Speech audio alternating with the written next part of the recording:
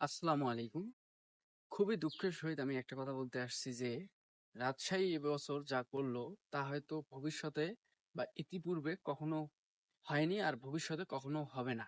কেননা এই রাজশাহীর এই টাকা পেমেন্ট নিয়ে যে একটা ইস্যু চলতেছে বর্তমান খুবই একটা সমস্যাদায়ক ইস্যু চলতেছে। কেননা এই যে এত ঝামেলা, এত মিটিং, বিজিবি সভাপতি যেখানে নিজে এসে রাজশাহীর প্রেসিডেন্টের সাথে দেখা করতেছে, রাজশাহীর ম্যানেজমেন্টের সাথে দেখা করতেছে, সবকিছু সমাধান করার চেষ্টা করতেছে, সেখানে রাজশাহীর মালিক এত কিছুর পরে চেক দিল। গতকালকে চেক দেওয়ার পর আবার যখন প্লেয়াররা টাকা তুলতে গেল ব্যাংকে, কিন্তু এত দুঃখের বিষয় এবং এত হতাশজনক একটি বিষয় যে ব্যাংকে কোনো টাকা নেই, কোনো প্লেয়ারই টাকা তুলতে এখন পর্যন্ত পারেনি।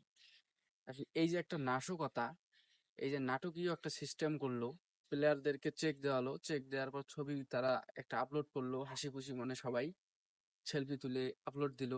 এই যে একটা বিষয়, এরপর আবার যখন তারা টাকা তুলতে গেল, টাকা তুলতে গিয়ে যখন টাকা পেল না, তখন আসলে খুবই একটা হতাশজনক বিষয়। বা নতুন করে যে মিডিয়ার সামনে এসে কিছু বলবে, এই যে একটা মন মানসিকতা তাদের মাঝ থেকে আসলে এটা হারিয়ে গিয়েছে।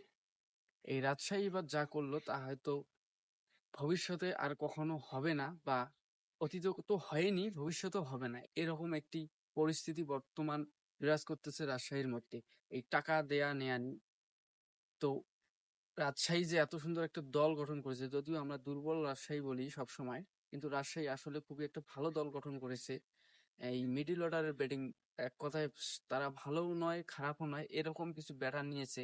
বোলিং এর দিক থেকে শুধু দুই একজন ভালো নিয়েছে, এই তাসকিন আহমেদকেই ধরাই যায়। আবার ওই যে ইয়ং আপনার জিশান আলম, এদেরকে ধরাই যায়। এভাবে মানে বেছে বেছে ভালো ভালো প্লেয়ার গুলোকেই নিয়েছে, যদিও সেখানে নামি দামি কোনো বড় খেলোয়াড় নেই।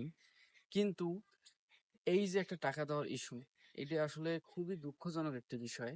আর অন্য দিক থেকে দেখতে গেলে এই টাকা দেওয়ার বিষয়ে যে আসলে এত হয়রানি হয় প্লেয়াররা টাকা নেয়ার বেলায়, এই বিষয়টা যদি বিসিবি প্রথম থেকে ভালোভাবে তদারকি করতো বা এই বিষয়গুলো ভালোভাবে হ্যান্ডেল করতো, যে টাকা দেওয়া বা একটা এগ্রিমেন্ট থাকতো যে টাকা দেওয়ার কম বেশি করলে এরকম সমস্যা হবে ভবিষ্যতে, এরকম যদি কোনো আইন কানুন থাকতো অবশ্যই, তাহলে এই সমস্যাগুলো ফেস করতো না আজকের এই প্লেয়াররা বা কোনো দলই, যে কোনো দলের বিষয় সেটা হোক। শুধু রাজশাহীর যে বলবো তা না, ইতিপূর্বে অনেক দলের প্লেয়ারের সাথেই এমন হয়েছে।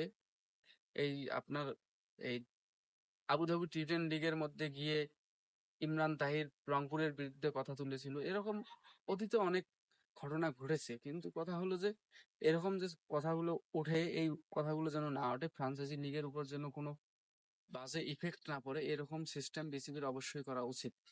আর অন্যদিকে মৃত্যুঞ্জয় চৌধুরীকে নিয়ে আমি একটু সামান্য কথা বলবো। মৃত্যুঞ্জয় চৌধুরী এমন একটি গণমাধ্যমকে বার্তা জানিয়েছে যে তিনি নাহিদ রানার জায়গায় নিজেকে দেখতে চায়। নাহিদ রানাকে আমরা দেখি যে তিনি উঁচা লম্বা অনেক, কিন্তু তার বলের গতিও অনেক, সবকিছুই বেশি। তাকে দেখলেই মনে হয় যে তার বলের অনেক গতি হবে, এটা খুবই স্বাভাবিক। কিন্তু মৃত্যুঞ্জয় চৌধুরীকে দেখলে বোঝা যায় না যে এই ছেলে এত গতিতে বল করবে।